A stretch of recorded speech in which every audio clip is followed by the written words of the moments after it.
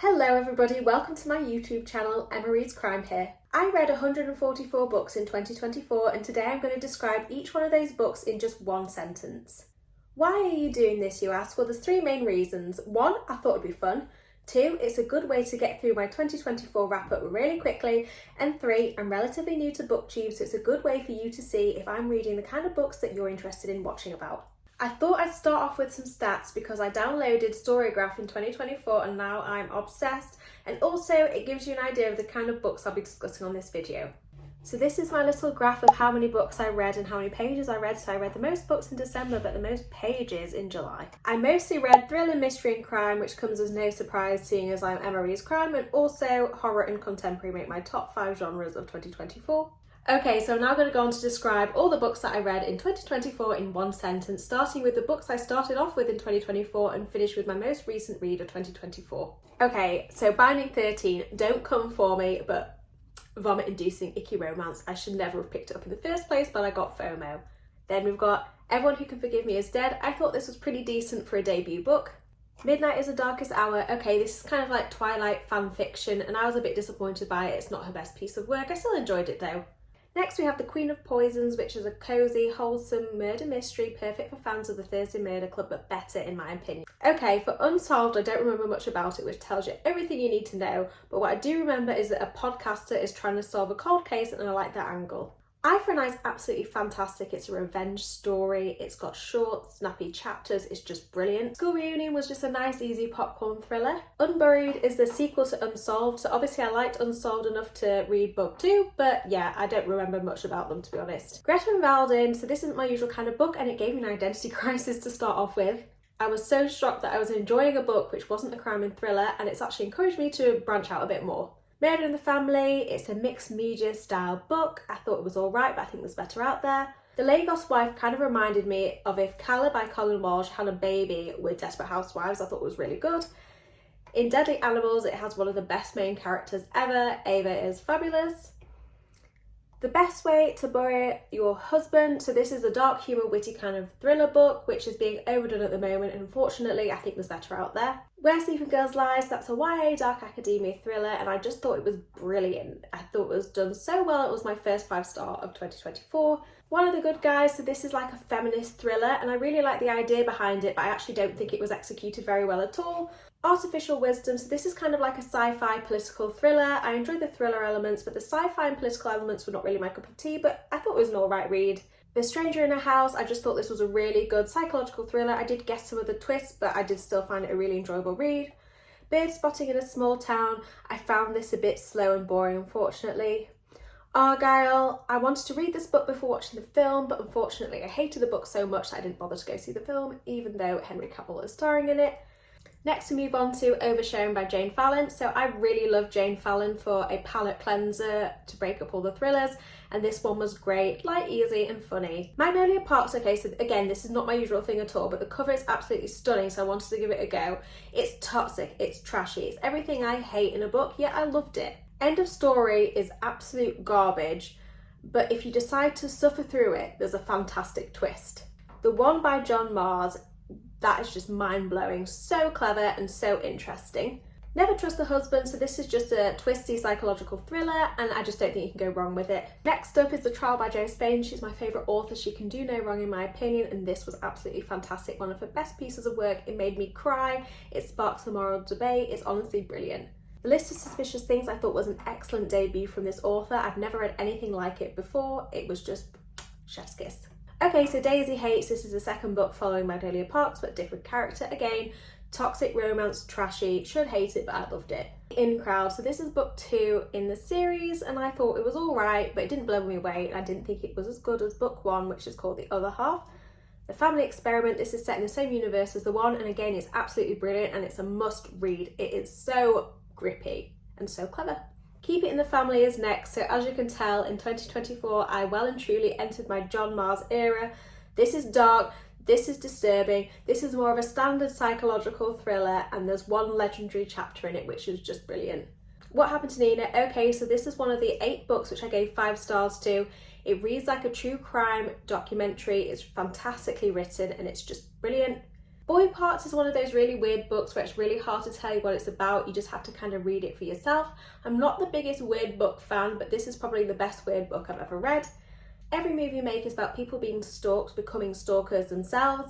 I love this author's work usually, but this one fell a bit flat. I just thought it was okay. Just Between Us is book 2 following on from One Perfect Wife. I thought it was a great sequel. In The Wrong Sister, basically the wrong sister gets killed.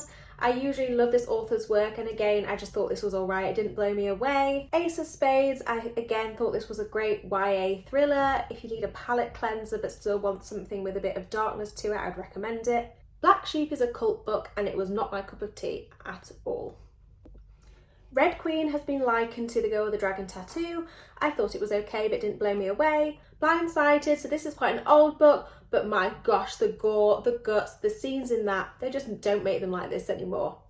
Charlotte Says, so that's a sequel to Frozen Charlotte, a YA horror, so if you want to get into the horror genre, I would recommend Frozen Charlotte in this one. For the Reformatory, never in my life have I enjoyed a book, but I wouldn't necessarily recommend it because it's a really difficult book to read. It's really chunky, the language is difficult, and it touches on some really, really sensitive topics. Please Tell Me is a thriller with a unique concept. I thought it was absolutely fantastic.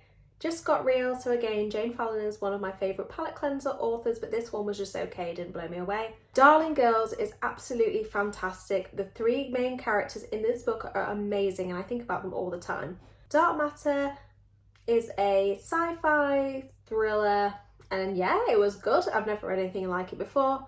Girl Missing, again, just a really good, enjoyable thriller. The Other Mothers, okay, so this was kind of slow and I hated the main character, and I think you're supposed to like her, so it wasn't my favourite read of the year.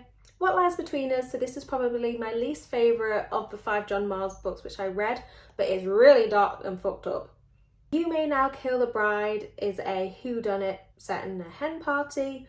I thought it was pretty fun. Maybe 4 stars was a bit generous. I'd probably give it 3.5 if I was to rate it now. The Midnight Feast, so this is a standard classic Lucy Fairley style done it, and yeah, it was good, but probably not her best piece of work. Not her worst, but not her best. I Died on a Tuesday. I was really intimidated by this because it is so chunky, but I'm so glad that I picked it up because I thought it was fantastic. Our Holiday was pretentious, snobby, boring. I absolutely hated it.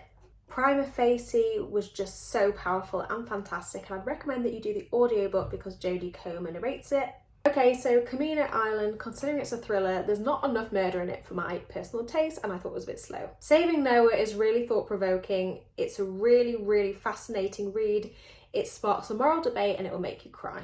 Deliver Me is one of those kinds of weird books where you can't really describe what it's about, and it was just a bit too weird for my taste, but I love the ending. The ending was fantastic. The Crucifix Killer is book number 1 in the Robert Hunter series. It's my favourite trope, a serial killer on the loose and the police trying to catch them.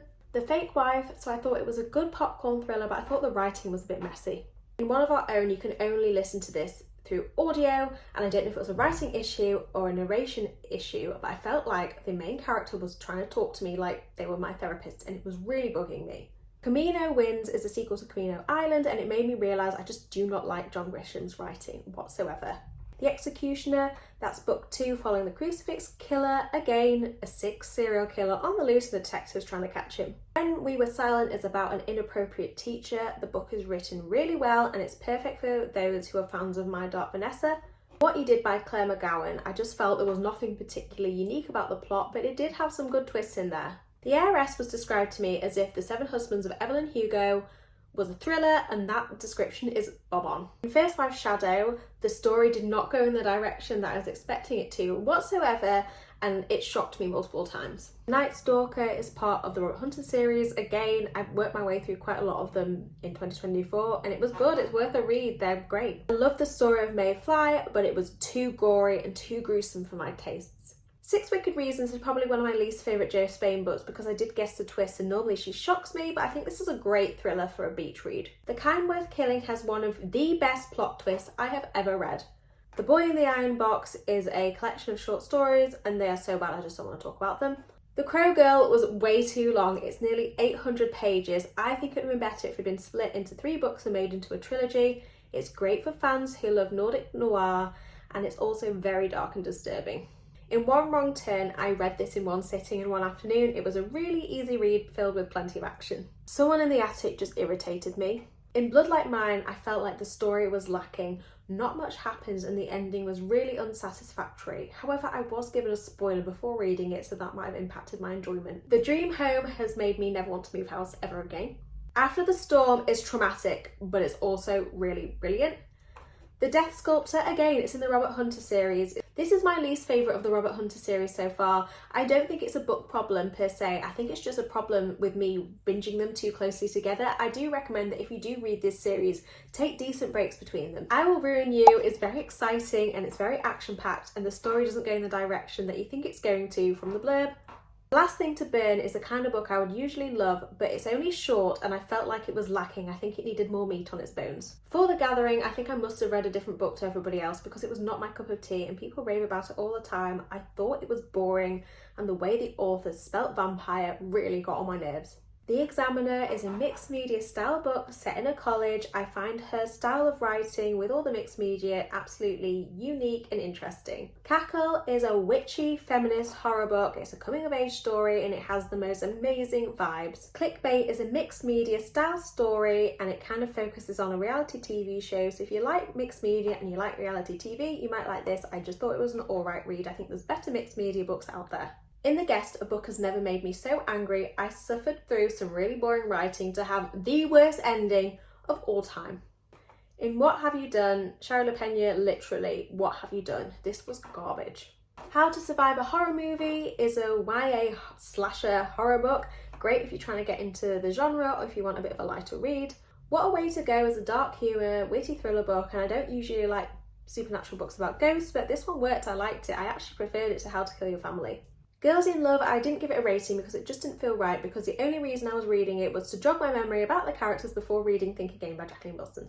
For Things Went Dark, this is the author's first time writing a thriller and she needs to not write thrillers and stick with what she knows and go back to writing YA fantasy books. For Isolation Island, if you like I'm a Celebrity to Get Me Out of Here, then I think you should read this. I think you'll enjoy it. One by One, again, it's in the Robert Hunter series. It's just a great, easy thriller book to read. The Ugly Truth is another mixed media style story, and I thought it was better than her other book. Listen for the Lie was absolutely fantastic. It was so funny. I love the humour in the book, and I would really recommend that you do this on audio. Skin Deep is an absolute masterpiece. I don't know what possessed me to read Cat Lady. I'm a dog person, it's not a thriller, and I ended up not enjoying it, so I don't know why I bothered. The House in the Cerulean Sea is a cosy fantasy book, and oh my gosh, never in a million years did I think I was going to like it, let alone love it, but honestly, it's amazing, and I think it's one of those books which everybody should read.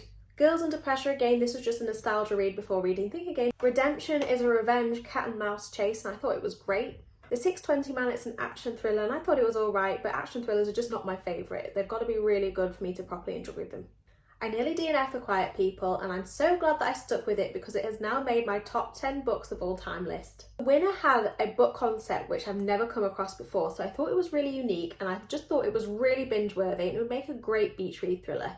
Such Sharp Teeth is a romance horror book, and I like the horror elements, but the romance bits were just not for me, but you might like it more than I did. Girls Outlay, again, another nostalgia read. I'm starting to sound really repetitive, but An Evil Mind is part of the Robert Hunter series, and I think it's my favourite one that I've read so far. Nine Lives had a great premise, but there was way too many characters. I thought Cuckoo was a bit stupid, to be honest. It was trying to be two things at once, and it needed to go down one avenue or the other. Unravelling Oliver will shock you in ways that you didn't think you could be shocked. Our Little Cruelties follows toxic brother dynamics, and it's good, but you get too much repeat information.